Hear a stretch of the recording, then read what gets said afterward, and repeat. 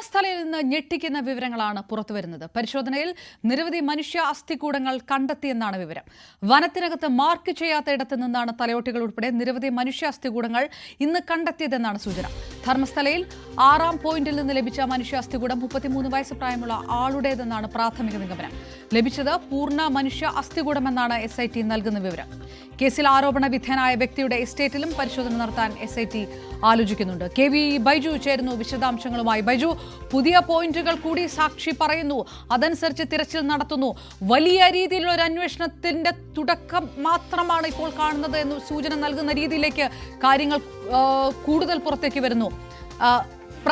ഇതുവരെ പറയാത്ത പോയിന്റിൽ നിന്ന് പോലും പൂർണ്ണമായിട്ടുള്ള അസ്ഥികൂടങ്ങൾ കിട്ടിയെന്നാണോ? എന്തെല്ലാം വിവരങ്ങൾ സ്ഥിരീകരിക്കുന്നുണ്ട്? മനുഷ്യന്റേതായിട്ടുള്ള അസ്ഥികൾ എത്രത്തോളം കണ്ടെത്തി എന്നാണ് വിവരം?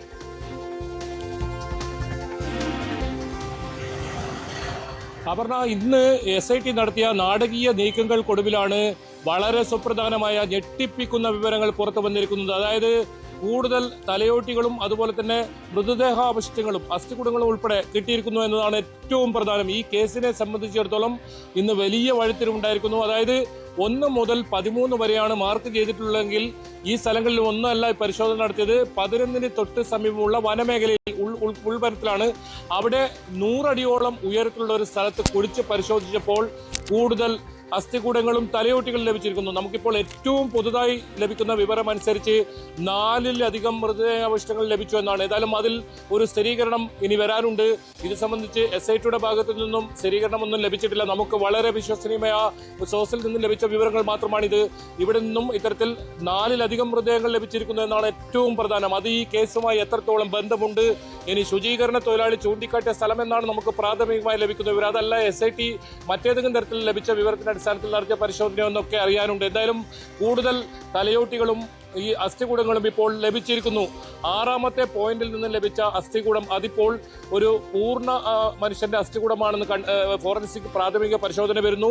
ഒപ്പം 33-നും 35 വയസ്സിനും ഇടയിലുള്ള ഒരു പുരുഷന്റേതാണെന്ന ഒരു വിവരം കൂടി വരുന്നു. ഇനിയിപ്പോൾ ഇതിൽ അറിയേണ്ടത് ഏത് വർഷമാണ് കൊല്ലപ്പെട്ടത്, എങ്ങനെയാണ് കൊല്ലപ്പെട്ടത്, ഇത് അറിയണമെങ്കിൽ ഇതിന്റെ പൂർണ്ണമായ പരിശോധനാ ഫലം, ഫോറൻസിക് പരിശോധനാ ഫലം വരേണ്ടി വരും. അത് ഇനിയും കാത്തിരിക്കേണ്ടി വരും. ഇപ്പോൾ വന്നത് പ്രാഥമികമായ ഫോറൻസിക് പരിശോധനാ ഫലം മാത്രമാണ്. എന്തായാലും ധർമ്മസ്ഥലയിൽ ഓരോ ദിവസം കഴിയുമ്പോഴും ഞെട്ടിപ്പിക്കുന്ന തെളിവുകളാണ് പുറത്തു വരുന്നത്. അങ്ങനെ ഒരു ദിവസമായിരുന്നു ഇന്ന് 6-ാം തരത്തിൽ SITയുടെ നീക്കം. അതായത് സർപ്രൈസ് സ്പോട്ട് എന്നാണ് SIT ഇതിനെ വിശേഷിപ്പിക്കുന്നത്. അങ്ങനെ ഒരു സ്ഥലത്ത് നിന്നാണ് ഇത്രത്തോളം വലിയ മൃതദേഹാവശിഷ്ടങ്ങൾ ലഭിച്ചത്. കഴിഞ്ഞ ദിവസങ്ങളിൽ നമ്മൾ കണ്ടതാണ് 6 ഒഴികെ 1 മുതൽ 10 വരെയുള്ള പോയിന്റിൽ പരിശോധിച്ചപ്പോഴൊന്നും കാര്യമായ ഇത്തരത്തിലുള്ള വസ്തുക്കളൊന്നും ലഭിച്ചില്ല.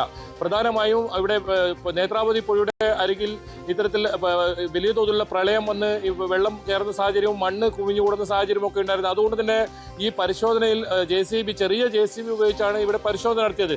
അത്തരത്തിലുള്ള പരിശോധന പ്രായോഗികമല്ല എന്നൊരു നേരത്തെ തന്നെ ആക്ഷൻ കമ്മിറ്റിയുടെ വിമർശനം ഉണ്ടായിരുന്നു.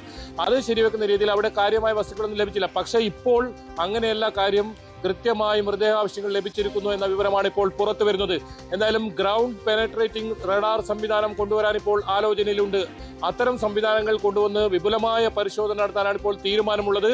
ഇതിനിടയിൽ തന്നെ 13, 14 വളരെ പ്രധാനപ്പെട്ട പോയിന്റാണ്. അതായത് ആരോപണ വിധേയനായ വ്യക്തിയുടെ എസ്റ്റേറ്റ്, അവിടെയും പരിശോധിക്കാൻ SIT തീരുമാനിച്ചിരിക്കുന്നു. ഒരുപാട് മൃതദേഹങ്ങൾ ഇവിടെ കുഴിച്ചിട്ടിട്ടുണ്ടെന്നാണ് ശുചീകരണ തൊഴിലാളി ഈ ഒരു 13, 14 പോയിന്റിൽ പറയുന്നത്. അങ്ങനെയെങ്കിൽ ഇനി വരുന്ന പരിശോധനകളും വളരെ നിർണായകമാകുമെന്ന് പറയേണ്ടി വരും. 13-ാമത്തെ പോയിന്റും സ്നാനഘട്ടയ്ക്ക് സമീപമാണ്. അവിടെയും പരിശോധന നടത്താനുണ്ട്. അത് മാർക്ക് ചെയ്ത സ്ഥലമാണ്. 13-ാം പോയിന്റിൽ കൂടുതൽ മൃതദേഹാവശിഷ്ടങ്ങൾ ഇത്തരത്തിൽ കുഴിച്ചിട്ടെന്ന് പറയുന്ന സ്ഥലമാണ്. എന്തായാലും ഇനി 11-ഉം 12-ഉം 13-ഉം ഈ 3 സ്പോട്ടുകളാണ് പരിശോധിക്കാനുള്ളത്. 11-ാം സ്പോട്ട് ഇന്ന് പരിശോധിക്കുമെന്ന് പറഞ്ഞെങ്കിലും രാവിലെ 11:30 ശുചീകരണ തൊഴിലാളിയുമൊത്ത് SIT സംഘം വന്ന് നേരെ ആ സ്പോട്ടിന് പിറകിലുള്ള വനത്തിനകത്ത് കയറി പോകുന്ന ഒരു സാഹചര്യമാണ് ഉണ്ടായത്. ഇന്ന് ഉച്ചഭക്ഷണം പോലും ഇല്ലാതെ നടത്തിയ ഈ പരിശോധനയിൽ ഇത്തരത്തിൽ വലിയ തോതിലുള്ള തെളിവുകൾ, ഞെട്ടിപ്പിക്കുന്ന തെളിവുകൾ കണ്ടെത്തി എന്നതാണ് ഏറ്റവും പ്രധാനം. എന്തായാലും വരും ദിവസങ്ങളിലും ധർമ്മസ്ഥലയെ സംബന്ധിച്ചിടത്തോളം കൂടുതൽ തെളിവുകൾ, മണ്ണിൽ നിന്നും ഇത്തരത്തിൽ കുഴിച്ചു മൂടപ്പെട്ട ഓരോ തെളിവുകളും പുറത്തു വരുന്നതിന്റെ നേർസാക്ഷ്യമാണ് ഇന്നത്തെ ഈ തെരച്ചിൽ. ഔദ്യോഗികമായ സ്ഥിരീകരണം അല്ലെങ്കിൽ ഇതിലൊരു കാര്യമായ ഏത് രീതിയിലാണ് ഇത് ഇത്തരത്തിൽ മൃതദേഹ അവശിഷ്ടങ്ങൾ ലഭിക്കാനിടയ സാഹചര്യം, ഇത്തരം കാര്യങ്ങളൊക്കെ ഇനി പുറത്തു വരാനുണ്ട്. അത് SITയുടെ ഭാഗത്ത് നിന്ന് തന്നെ പുറത്തു വരേണ്ടിയുണ്ട്. വളരെ രഹസ്യ സ്വഭാവത്തിലാണ് ഇപ്പോഴും പരിശോധന പുരോഗമിക്കുന്നത്. ശാസ്ത്രീയമായ തെളിവുകൾ അത്തരത്തിലുള്ള പരിശോധനയുമായാണ് ഇപ്പോൾ SIT മുന്നോട്ട് പോകുന്നത്. ഇന്നത്തെ ഈ ഒരു പരിശോധനയിൽ കണ്ടെത്തിയ തെളിവുകൾ അതിനി വരും ദിവസങ്ങളിൽ കൂടുതൽ തെരച്ചിൽ നടത്തുന്നതിൽ ഊർജ്ജം പകരുമെന്ന കാര്യത്തിൽ ഒരു സംശയവുമില്ല. തീർച്ചയായിട്ടും KV ബൈജു, മഞ്ഞമലയുടെ അറ്റം മാത്രമാണ് പുറത്തു വരുന്നത്. ഒരുപക്ഷെ അന്വേഷണത്തിന് പോലും വലിയ നീക്കം നടത്താതിരുന്ന അന്വേഷണ സംഘം പോലും ഞെട്ടുന്ന രീതിയിലുള്ള കാര്യങ്ങളാണ് പുറത്തു വരുന്നത്. ന്യൂസ് 18 പരമ്പരയുടെ ശേഷം കൂടിയാണ് പുതിയ ഘട്ടത്തിലേക്ക് അന്വേഷണം കടക്കുന്നത്.